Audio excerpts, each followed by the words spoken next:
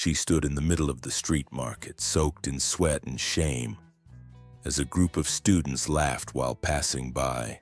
Her hands smelled like oranges, her clothes were stained, and all she had was the hope that tomorrow would be a little better. But what no one knew that day, what not even she could imagine, was that this same girl, mocked for being just a fruit vendor, would one day save an entire city from collapse. This is not a fantasy. This is a story of pain, grit, and a comeback that would inspire generations. And it all started on a sidewalk with one crate of bananas and a heart full of dreams. Rachel was only 9 when her father walked out, leaving her mother, Mama Joyce, with nothing but a wooden cart, 3 kids, and a pile of unpaid bills. From that day on, Rachel's life was no longer about school or play. It was about selling fruit under the sun, praying they'd earn enough for dinner.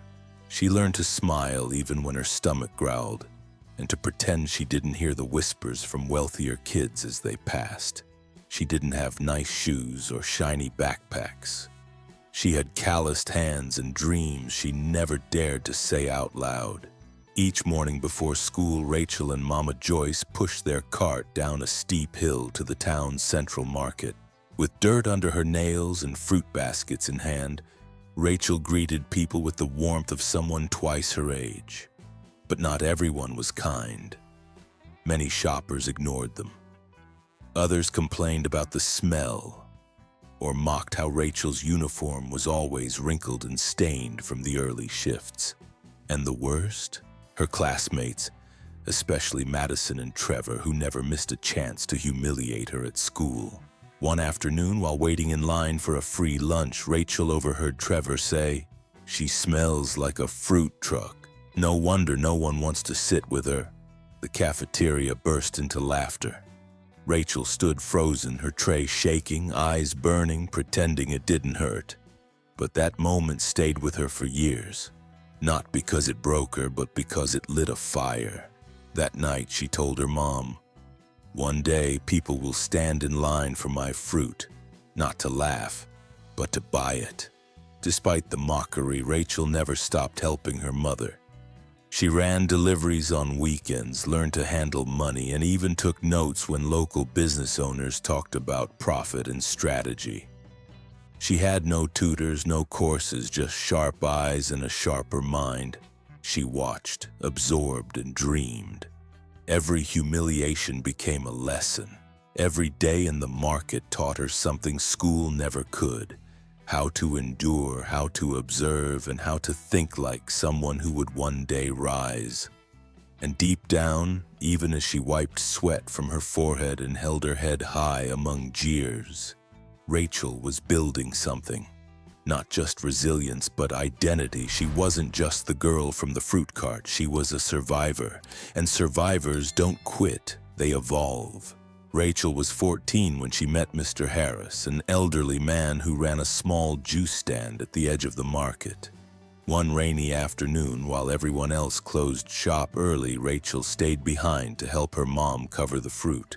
Seeing her effort, Mr. Harris approached her and asked if she could help him move some crates. She did it with a smile, refusing payment. The next day, he offered her a part-time job, and for the first time, Rachel earned money with her own name on the envelope. Working at the juice stand exposed her to a different side of business. Mr. Harris taught her how to talk to customers, how to calculate profit, how to track inventory. "The key," he said, "is to treat everyone like they matter. People remember how you make them feel." Rachel soaked up every word. She still helped Mama Joyce, but every spare moment she had, she studied what made customers come back. She wasn't just selling fruit. She was learning how to build something of her own. Her school life didn't improve overnight. Madison still whispered insults. Trevor still made jokes. But Rachel no longer flinched. She had a plan now, a purpose. Every mocking comment became background noise compared to the vision forming in her head. She stopped wishing to be accepted. She started preparing to be respected. It wasn't about revenge, it was about rising so high no one could ever drag her down again. By 16, Rachel had saved enough to buy a second-hand cart and set up her own mini fruit corner near the train station. She woke up at 4:30 a.m., arranged her apples and berries with care, and offered fruit bowls with handwritten notes like, "You're doing great," or "One step at a time." Commuters started noticing. Some came just for the notes, others shared her cart online. In just months, her sales tripled. But more than the money, what grew was her confidence and her sense of mission. That simple act of kindness from Mr. Harris wasn't just a job opportunity, it was a window, a glimpse of who Rachel could become. And from that tiny crack in her routine life, she began to carve out a new future. One small stand, one new customer, one idea at a time. By the time Rachel turned 21, her fruit stand had become a staple in the town. Locals knew her by name. Parents brought their kids not just for fruit, but to show them what resilience looked like. With the money she'd saved and a loan co-signed by Mr. Harris, Rachel opened her first official store, Sunrise Produce. It wasn't big, but it was clean, welcoming, and most importantly, open to everyone regardless of how they looked or dressed. Rachel had one rule for her employees: treat every customer like you're welcoming them into your home. That culture became her signature. Word spread, sales soared, and soon she wasn't just supplying fruits from her mother's old cart. She was buying directly from local farmers, helping them grow too. Within 3 years, she had 4 locations. Within 5, she had a fleet of delivery vans and a full logistics team. Her humble past became her greatest advantage. She knew what real people needed and what they'd never forget. When a massive food chain tried to undercut her prices, Rachel didn't panic. Instead, she launched a campaign highlighting her roots, her local farmers, and her team's kindness. "We're not just selling fruit," the slogan read. "We're growing community." The public rallied behind her. Competitors closed. Rachel's vision, born from humiliation and hard work, was now a thriving empire with a heart. And people respected her not just for what she built, but how she built it. Her old classmates, many now worked for her. Even Madison, once the loudest bully, quietly applied to join the logistics team. Rachel didn't hold grudges, but she didn't forget either. When Madison nervously walked into the interview room, Rachel smiled and said, "Everyone deserves a second chance.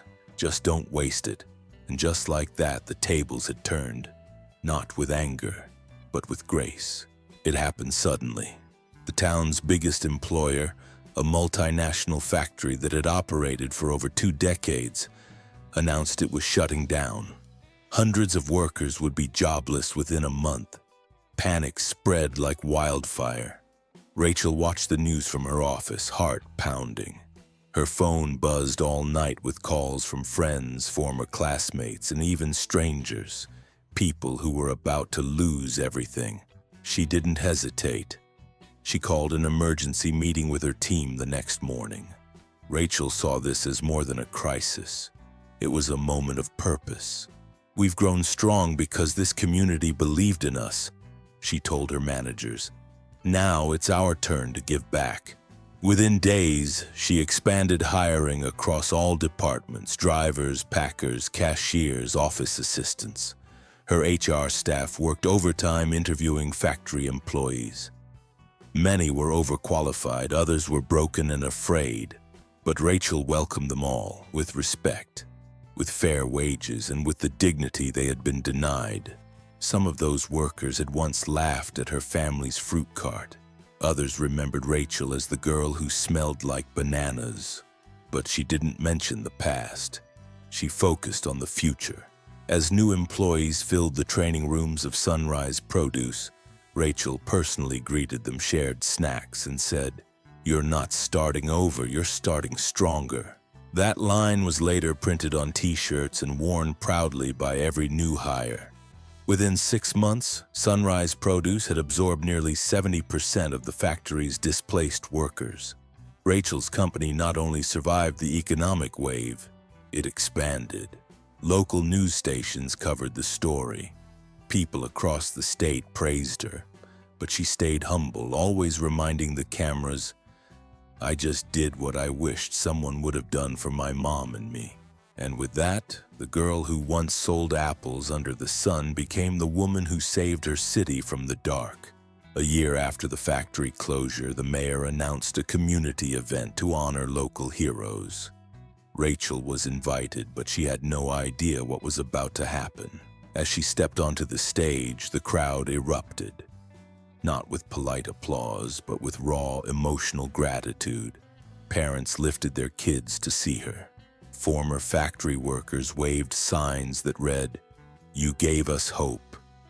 And standing at the front, tears in her eyes, was Madison, now a store manager, clapping the loudest.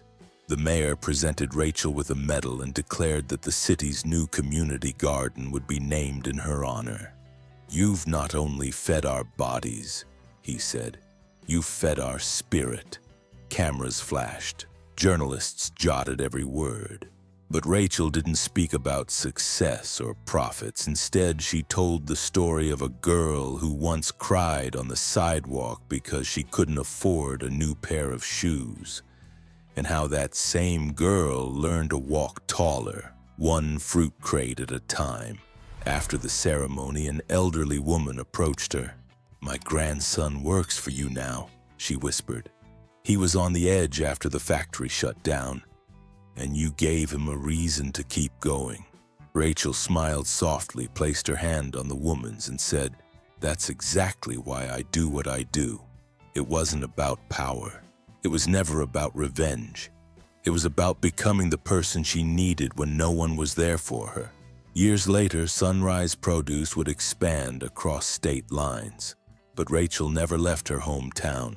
She still visited the market every Sunday, still greeted customers by name, and whenever she saw a child helping their parents sell on the street, she stopped to buy something, looked them in the eyes, and said, "Don't ever give up. You're more powerful than you think."